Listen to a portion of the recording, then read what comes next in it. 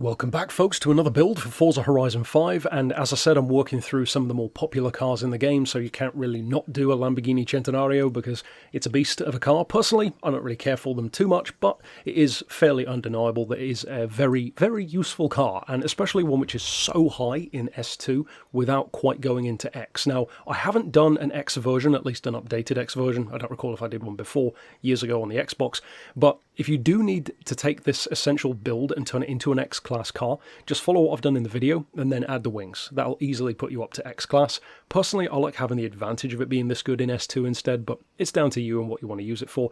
As far as the motor swap, leave the standard one in there, even.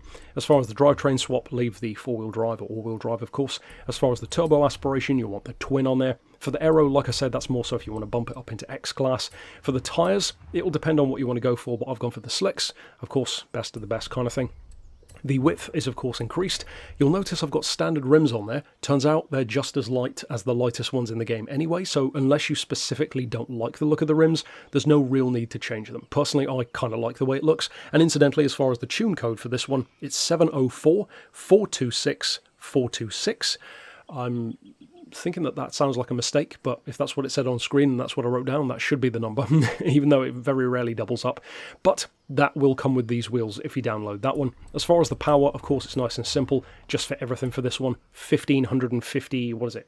58 horsepower, so even more powerful than the usual V12 motor swap. As far as the brakes, the handling, all that kind of stuff, for the springs, I've left that standard. Again, you could go for the drift ones if you want it, but you don't really need it. We've got the roll cage, of course, the weight loss as well, and if we then jump into the transmission side of things, the clutch is, of course, fitted, likewise with the driveline.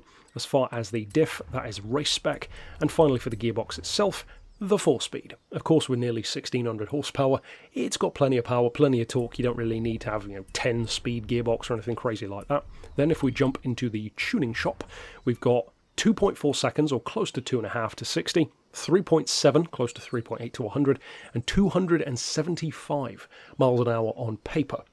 In practice, you'll see in a second, it can actually do a little bit more, 277 miles an hour, so certainly no slouch. 33 psi on the tyres though. As far as the gearing, 2.55, then for the individual gears, 2.75, 1.9, 1.39, and 1.02. For the alignment, 3 degrees, 1.5 toe in on the front, just to help that turn in at extreme speed. No toe on the rear, 6 degrees of caster. Anti-roll is 25 front and back. Springs are 100, 140, and the lowest ride height. Dampers are 8, 10, 5, and 7. No aero, of course. That will only apply if you do fit the wings for the X-Class, blah, blah, blah. As far as the brakes, of course, untouched as per my usual. And for the diff, 25% for the front, 60% for the rear, and a 70% split. So nothing too crazy in terms of the numbers that we've set up, but it's plenty crazy in terms of how quick this car actually is in practice.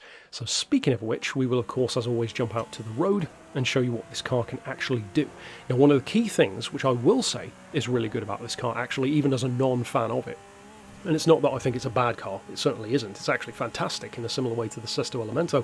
I'm just not a fan of how McLaren and Bugatti and Lambo kind of remake the same kind of idea over and over and over. Veneno, Centenario, Countach, yes, they have their fans, but it just feels like another Aventador, another Aventador, another Aventador, to me at least. In terms of performance though, this is fantastic. It's definitely better than an Aventador through corners. The high-speed flow is superb on this car, so even as a non-fan, I will freely admit that. If you are a fan of it, you're going to love this. It's great through corners, rapid off the line, great top speed, it really is the whole thing, and it's not even in X-Class. So if you do want to bump it up, of course you can. Use the tune code to find it, follow me in the game for hundreds more, and of course follow here on the channel if you'd rather do your own builds and really change around things like aero and wheels and all that kind of good stuff. But I'll see you for one more build today. Check out my others, and thanks for watching.